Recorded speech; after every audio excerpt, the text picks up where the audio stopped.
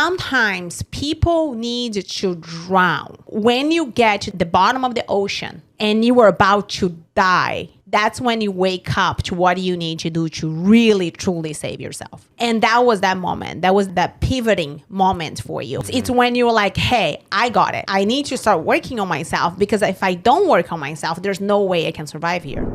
Hello and welcome to the Growth Circle podcast with Vivian and Adriano. Today we have a very special guest. All our guests are very special, it seems. It's probably the same intro every time.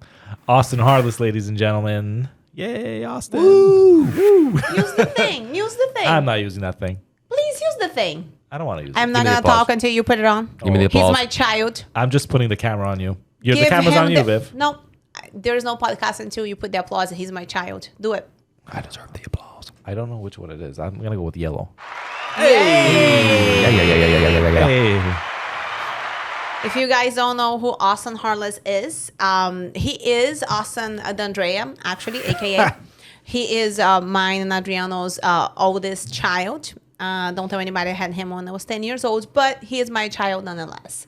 Austin, tell us a little bit about yourself. Introduce yourself. And tell us a little bit of your story, since you met me and your father. From the very beginning? From the beginning. In the beginning, there was nothing but silence. And then Okay. I'm done. So the very beginning. Whenever your life started, which was 2 years ago when you met 2021. me and Adriano. I grew very quick. Well, yeah, I'm 26. And how long have I been with you guys now? 2 years. 2.5, 2 years. Too long, too freaking long. I started, 2.5 years ago. I was selling cars before I actually met you guys. And when was the first convention? Where were you selling cars? Virginia. But where in Beautiful. Virginia? Blacksburg, Virginia. Selling Nissans. Oh. Amazing, right? Centra. So if you're from Was Blacksburg, Virginia, and you ever got a Nissan, you probably bought a car from Austin Harless. I'm sorry, I took him from you. Probably did. That was the greatest. No, just kidding. Number one producer, number one salesman at Nissan. Just for a couple Blacksburg. months. Yeah. Very small area. But anyways, I thought I was making it. Was like selling 20 plus cars, and I was making barely over $10,000 before taxes. And then after taxes, I was getting like nothing. Well, this is degrading very quickly. Yeah, it was just really bad. And my dad had mentioned FFL, and then I was like, "Dad, this is ridiculous. This is definitely a scam. There's no way, not a thing." And then I went to the convention in Miami. No, you talked to me on the phone first. Oh, we did talk. Jocelyn was super pregnant. Oh yeah. I forgot about that. You have a child, remember? I got on the phone with you between appointments. And then you're like, yeah, I'm going to get my license. I'm like, okay, get your license and call me when your license I is forgot here. we talked before I even had my license. And I was like, hey, if you want to really do something for your wife-to-be and daughter, like this is the way to go. And then you failed your license 7 times.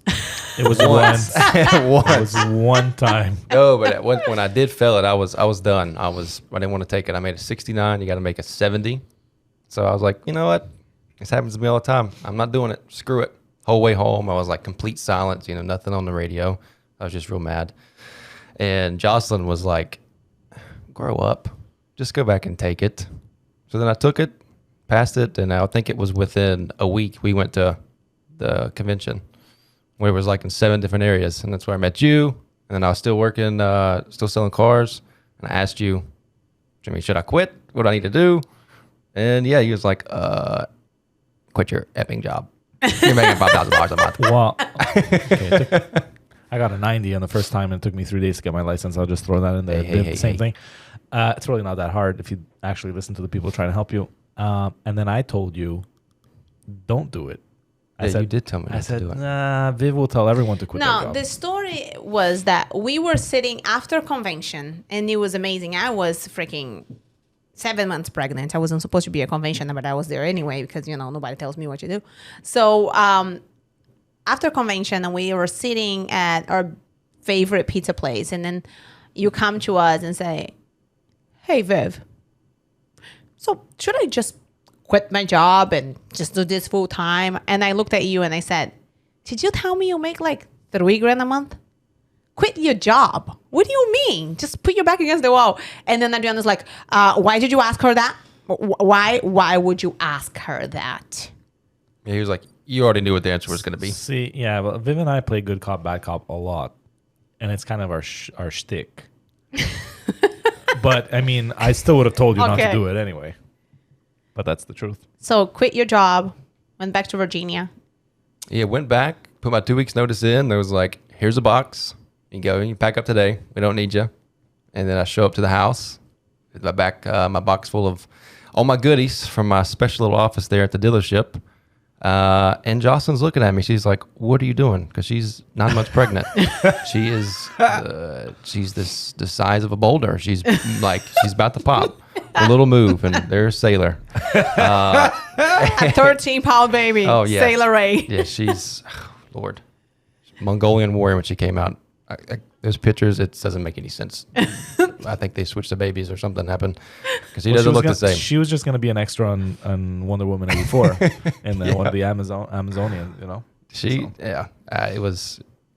It was the craziest thing because I was scared to death when I showed back up to the house and I didn't have a job. I don't even think I'd got my license yet. No, I don't think you it didn't even have a came in license yet. You were waiting for something. There was something that was missing. And I didn't have no contracts or nothing. He was like, all right, buy leads. You're going to call them tomorrow, and then you're going to run appointments, the next day. Because did I dial on a run day? You dialed on a Tuesday. So this happened. You quit on a Monday. So they let you go. And then I said, you're going to get your leads, sit down, you're going to dial tomorrow. So you dialed on a Tuesday. You was not a dial day. At the time, we were still all in the field. So it was like we're still dialing Mondays and Thursdays. So you sat down by yourself and you dialed. And do you remember how many appointments you booked? I thought it was 8. But I think you said 6. I think No, it was 8. that sounds right. Eight appointments. It was 8 appointments you sat with 6 people. Yeah. And I just told you, just go out there, talk to people, make some friends, and then call me from the freaking appointments and let me help you close them. But the interesting thing about Austin's first venture into the field is that, dude, you wrote paper apps. Yeah, because you didn't have appointments yet. I still have that. What is those things called? It's like it's a big plastic thing, and you can put like a bunch of files in it. I still have them on the back of my car too, even though I don't run in home appointments anymore. Yeah, I don't know what that is, but I still have it with paper apps in it. Yeah, you have why do you still have that? Dude, we're all electronic now. Just put it in a box. Okay.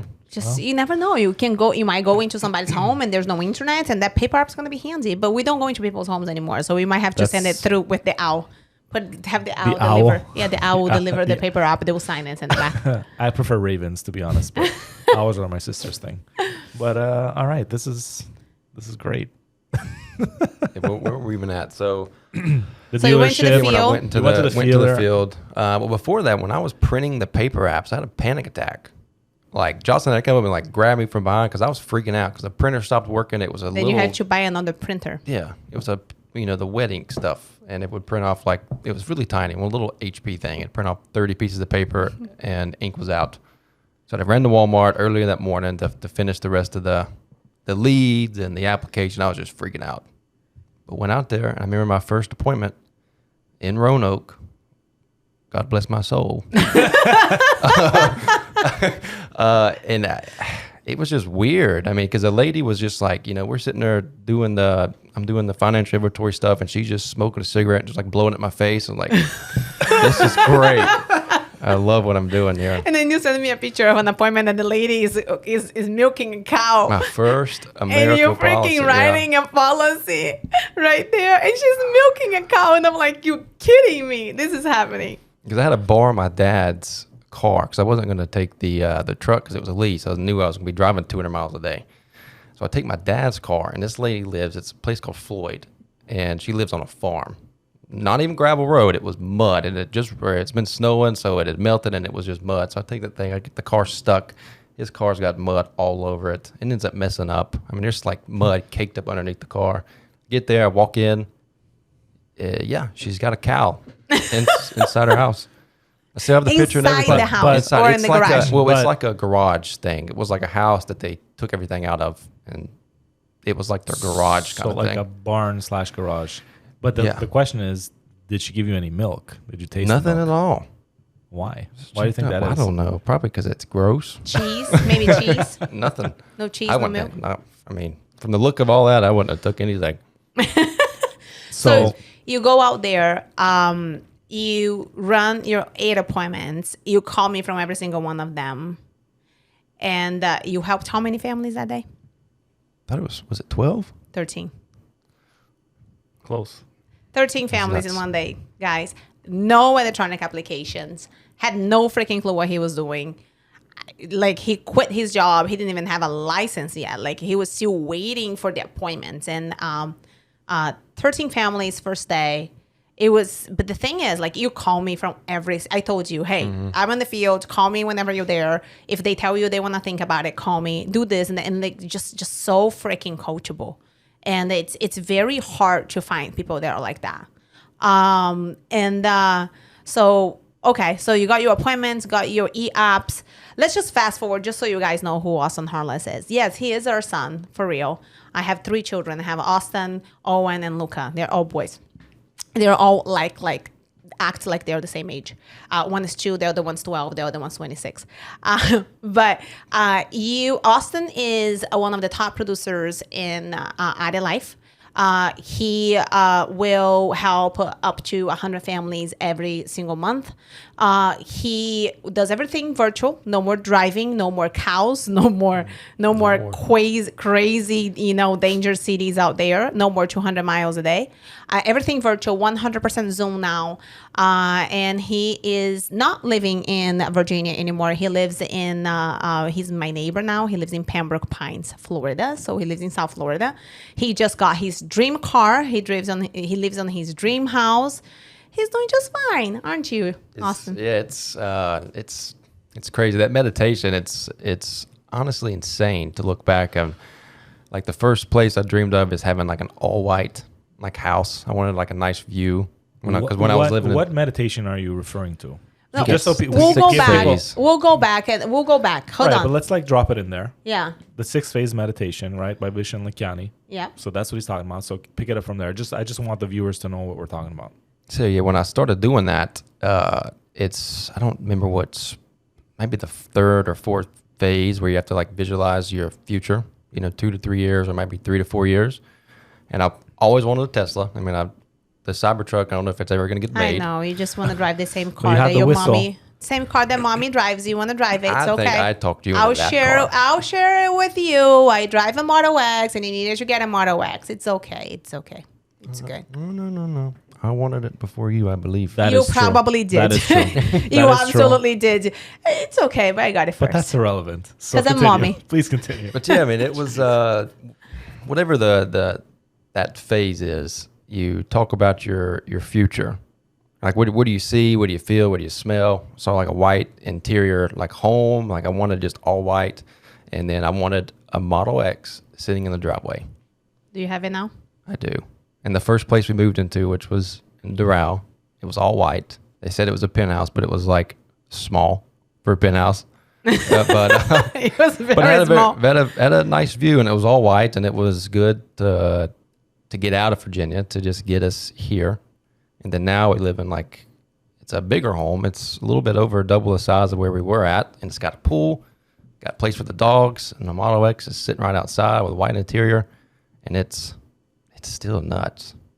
It doesn't even make sense. So hold that thought. So you mentioned that you left Virginia, right? Why? Like, why did you want to move to Miami, or why did you want to experience something different for yourself?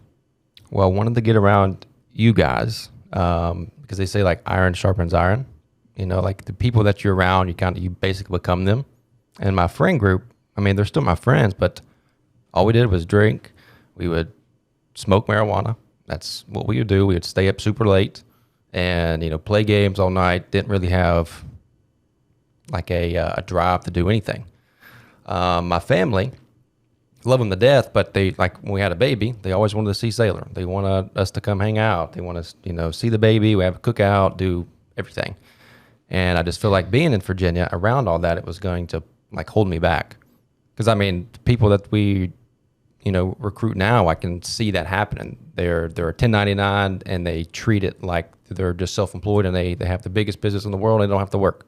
As soon as family's like, hey, come get lunch with us, they'll go. They won't sit there and dial, which I never did that. I'd like sacrificed everything. There for the first 9 months before we moved to Florida, I barely saw Sailor, but like now I can see her a lot more. So it was worth it, but I had to get out of there just because of I don't even know what you call it, the pullback from family and just the friends wasn't going to benefit me. Makes sense. In other words, you outgrew your surroundings. Yeah. And it's not to put a knock on family and all that, but when the stakes are higher, usually people will rise to the occasion also. So I thanks for sharing that, because people need to hear that. A lot of people get into this and they think it's going to be a cakewalk, and then they're still going to have their Saturday and Sunday pool days and every single weekend, and like Friday rolls around and it's TGIF all over again, and it's like, dude, you're 1099 and you're in sales now. Like, I don't like the term sales, but you're not in sales. We don't do sales. You're not in sales, but like if you don't help any families, which involves selling policies and protecting those families, you're making zero. Yeah. You're going back to the dealership. You're going back to your, working at Kroger's or wherever the heck you're working, right? So which terrible. Yeah. But let's talk about so we talked about, when it was bad, now it's really good. And then I always like to break down that false premise that it's great. Like in 2 years, you were able to come here. You lived in somewhere in Virginia, and now you're living in Miami. You're driving a nice car. You live in a nice house, and right. But it doesn't happen that easy. It's not easy.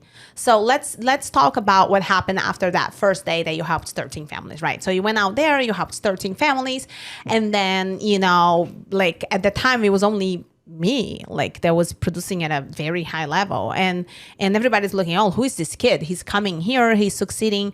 And then something happened. So tell everybody what happened to you after that first week that you just did really well, you and your paper apps, and just getting started with the business. Well, the adversity kicked in. The chargebacks, I had the 13 sales or whatever, and 13 families, and I was right on the high. And then, they say to stay level at it. You just got to, next day, you basically start at zero. Don't ride that high, which I was. And I go out, and I think I was in Roanoke again. And I had a full day booked, and I got no-showed. I think it was 2 weeks in a row. Mm-hmm. I maybe sat with one person out of 20 appointments. It was something insane. And I was like, this was before I did the meditation. So I got with you. It's like, Vivian, I don't know what's going on. So I go to Lynchburg. So you changed. So guys, this is what he did. Oh yeah. He had let me just break it down, because he speaks So he had a very good first week. Then he goes on to start, really working full time. So he's booking Jocelyn's super pregnant, about to have a baby at any minute. And then he starts booking all these like a lot of appointments. So he was booking 15 to 25 appointments every single day. And the thing is, Roanoke is like a poor, would you say, area, lower income. Yeah. So then he goes, hey, I'm going out here. Nobody's showing. I only sat with one person. The problem is that because this place is very low income, I need to go to this other town, however, that's a higher end town, and there's a college town. So you get I'm going to get better business. And I'm just sitting in there, and I'm like, okay. And then he comes up with another excuse, and I'm like, okay. And then he comes up with, and I'm like, okay. And he's like, oh, he goes to this place. And then he keeps having the same problems, the same issues. And then he goes, hey, I'm going to buy leads at this town over here. What town was it? It was 2 hours away? Yeah, it's Lynchburg. 2 hours away. There's it's about 2 hours or 2.5. And so I'm like, why was it so alluring to you, enticing to go run in Lynchburg? I was thinking about the college that was there, which is Liberty University.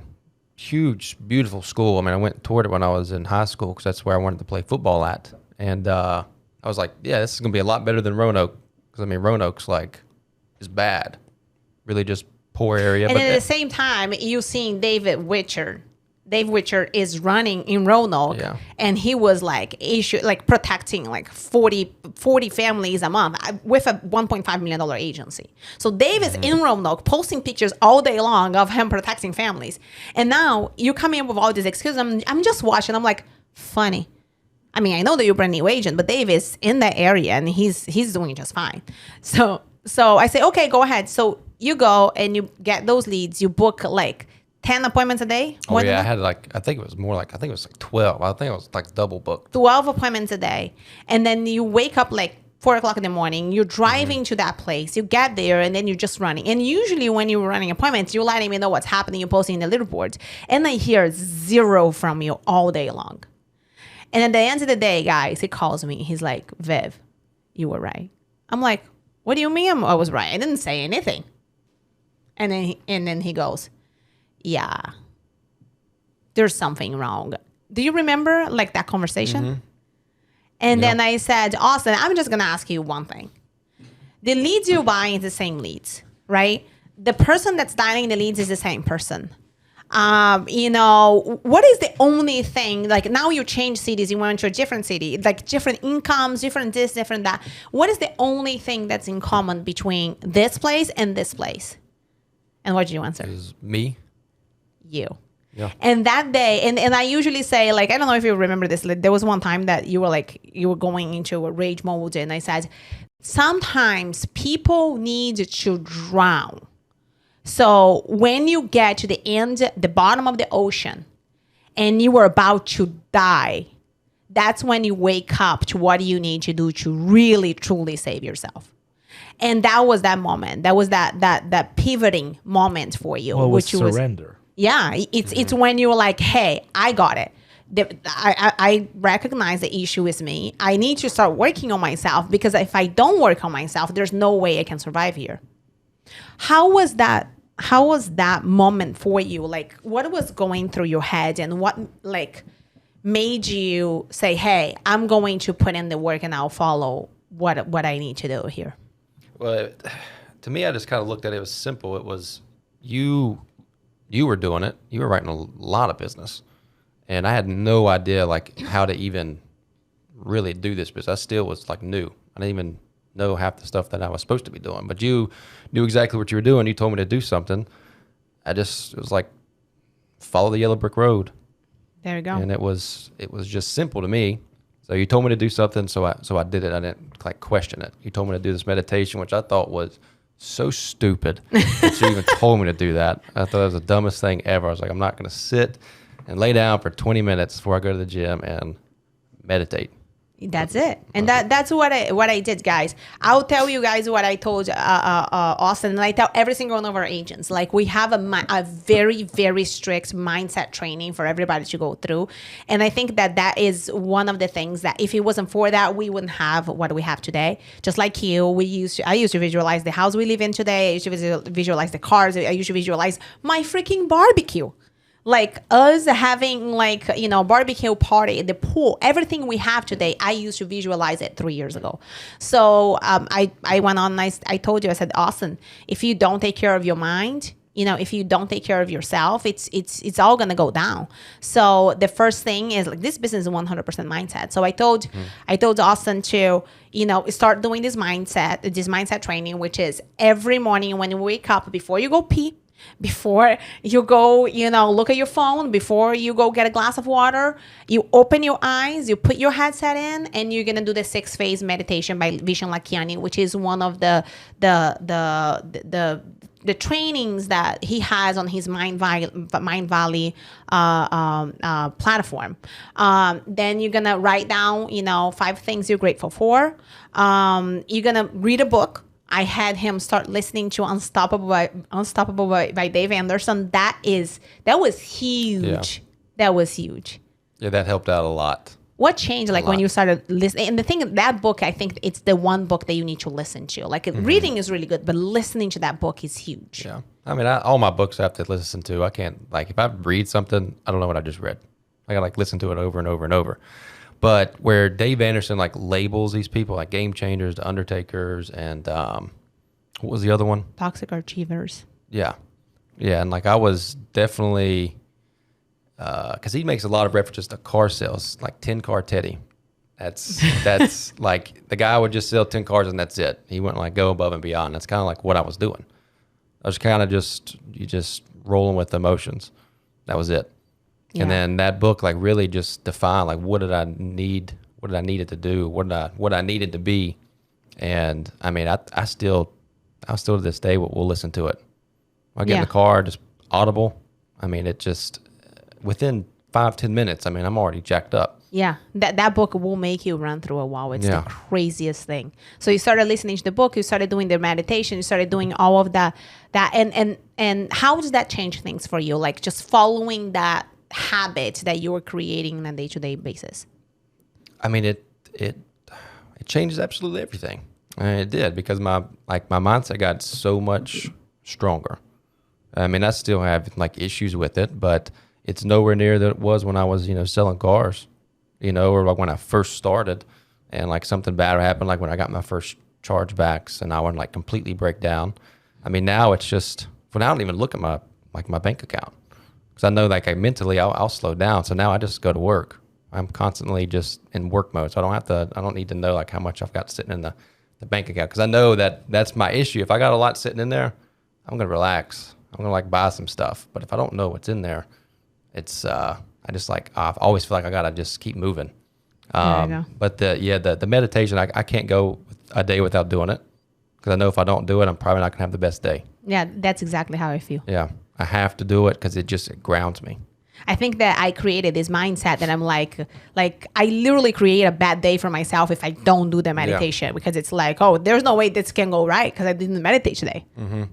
Yep, I feel the same way. I mean, I have to do it. If I don't do it, the day is just. I start telling myself, well, today's going to suck. I didn't do my meditation. So you started, go ahead. No, I was just going to add like, excuse me. Anytime you build any sort of routine and you stick to it, that's why athletes are very good at this. Like people who played sports at a pretty competitive level, they already have the discipline that it takes to go to the gym every day, to be competitive every day, to look at themselves in the mirror, to be accountable in most cases, unless they're, absolute divas, which do exist in the sports world as well. Do you think, and we'll come back to Viv's question, do you think that playing football or sports in general in a competitive setting, like what kind of edge does that give you, or does it give you an edge? Do you believe that it does? Like what's your take on that? Because I do. I believe that because I played hockey and I captained a lot of my teams, that gives me an edge because I know how to read people. I know how to lead by example. I know when it's time to take my foot off the gas and when it's time to accelerate. So just, talk to us a little bit about that. Like, and what is that something that you're looking in when you're trying to recruit people too? Just that steady effort, right? And exertion level. Yeah, I think sports definitely helped. It kind of, it gave me that drive and I guess determination. Like when I was playing football or I had to work out, I knew I had to hit certain goals when it just came to lifting. Like I worked hard like in the gym. And I think that someone who plays sports and they get like, they're a captain or maybe they're the number one person for like, linebacker or receiver, they kind of have to lead by example for the new kids, the freshmen that come on.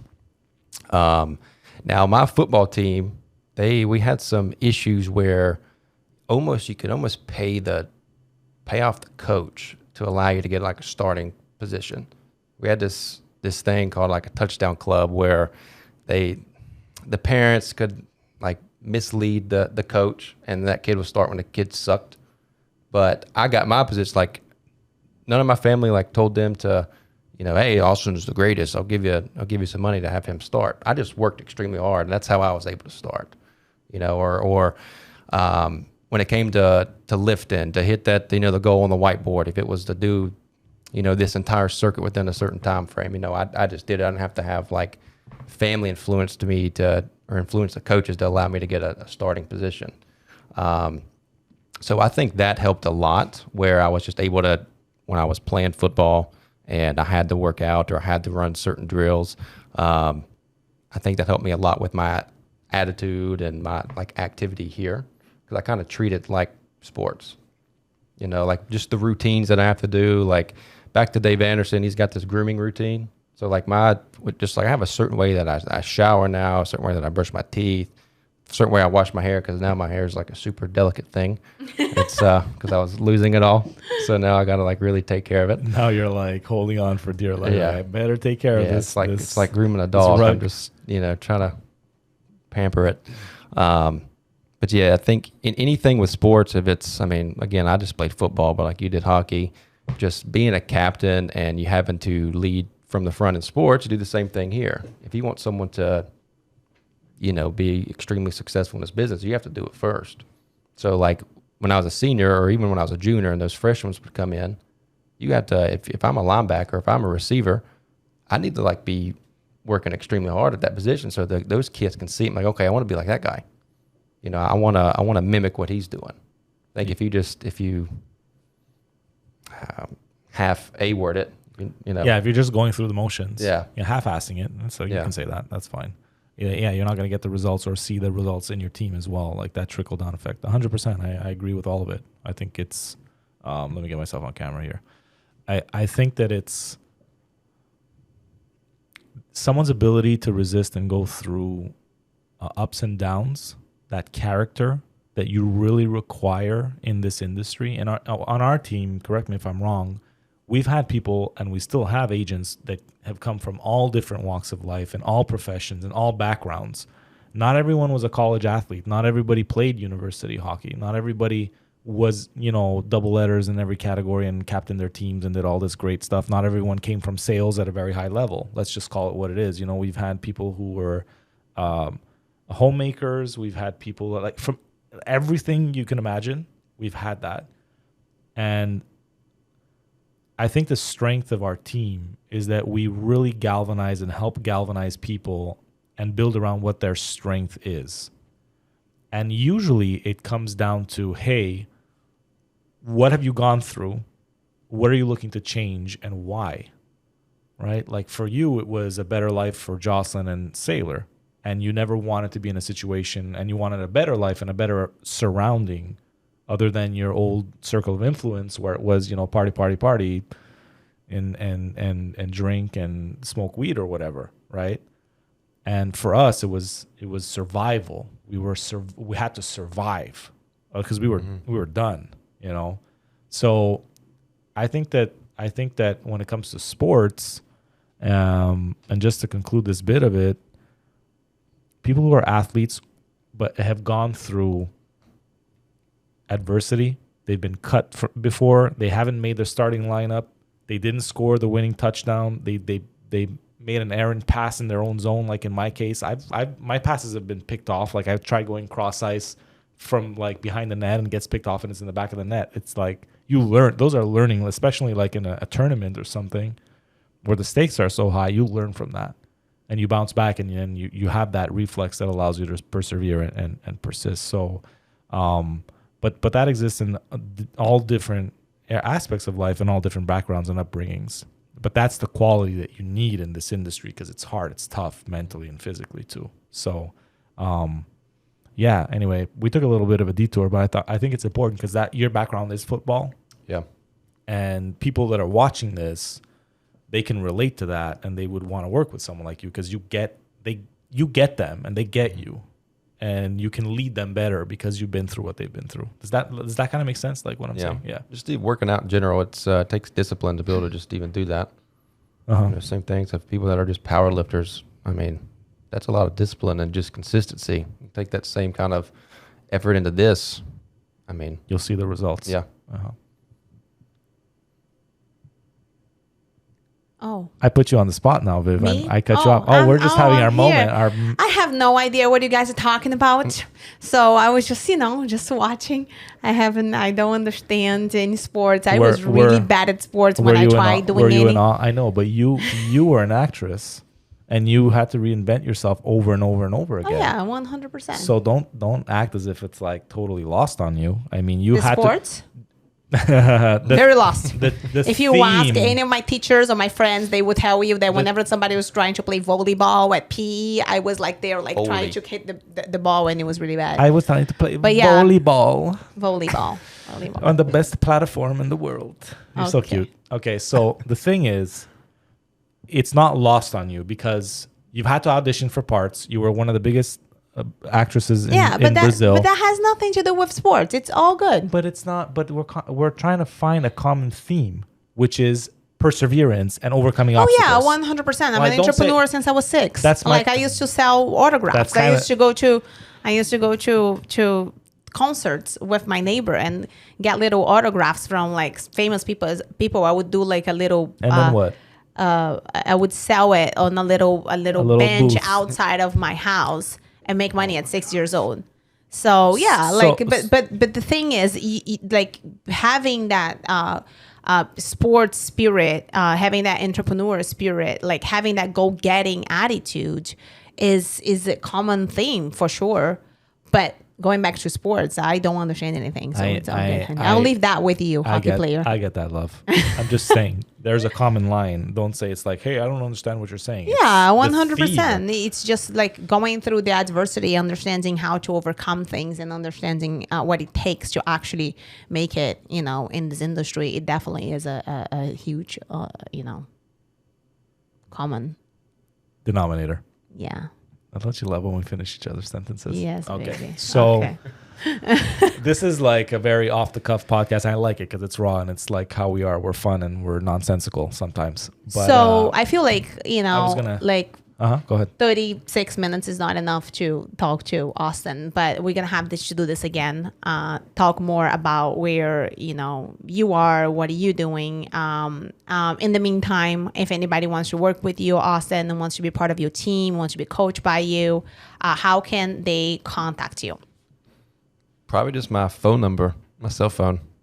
Okay. Can we have the number, or I don't know. do they have to like fast people search you? Probably, yeah. Fast people search. No, 540-739-0417. All right. Any other ways they can get in touch with you? Instagram? Instagram, Austin S. Harless. Awesome. So give us like, who are you looking to work with? What kind of people, or what are you looking for? Lifters, people that play sports, really anyone that just is willing to be like a dry sponge and just absorb everything. Just someone that will listen. Someone that will, Coachable, go to work. Yeah. I Be mean, willing to that's- sacrifice. Because I think that's so big. You have to be willing to sacrifice. If you have kids, if you want to make something for your life, their life, you got to be willing to sacrifice something. Yep. A little bit of time. That's well said. All right, Austin. Thanks for joining us, Viv, as always. Thanks for being you. You're welcome. I don't want to say honey. thanks You for are joining welcome. us. I mean, you join me everywhere I go, so we're an Okay. item. All It is right, what honey. it is. So thanks, guys.